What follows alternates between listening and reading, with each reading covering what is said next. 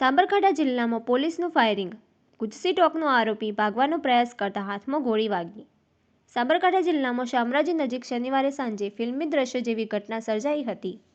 Special monitoring સેલની ટીમે ગુજસી talk કેસમાં સંડોવાયેલા આરોપી શકાજી ડોંગી પર સ્વબચાવમાં ફાયરિંગ કરવું પડ્યું હતું.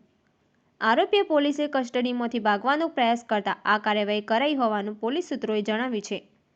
મળતી માહિતી અનુસાર ગુજસી ટોકના ગુનામાં સંડોવાયેલા આરોપી શકાજી ડોંગીની રાજસ્થાનમાંથી ધરપકડ કરી સાબરકાંઠા તરફ લાવવામાં આવી રહ્યો હતો. આ દરમિયાન શામળાજી નજીક આરોપીએ પોલીસને ચકમો આપી કસ્ટડીમાંથી નાસી છૂટવાનો પ્રયાસ કર્યો હતો. આરોપી ભાગી જતા એસએમસીની ટીમે તેનો પીછો કર્યો હતો અને પરિસ્થિતિ ગંભીર બનતા સ્વબચાવમાં ફાયરિંગ કરાયું હતું.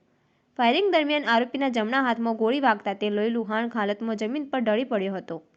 ત્યારબાદ પોલીસે તરત જ તેને સારવાર માટે હિંમતનગર સિવિલ હોસ્પિટલ ખાતે ખસેડ્યો હતો.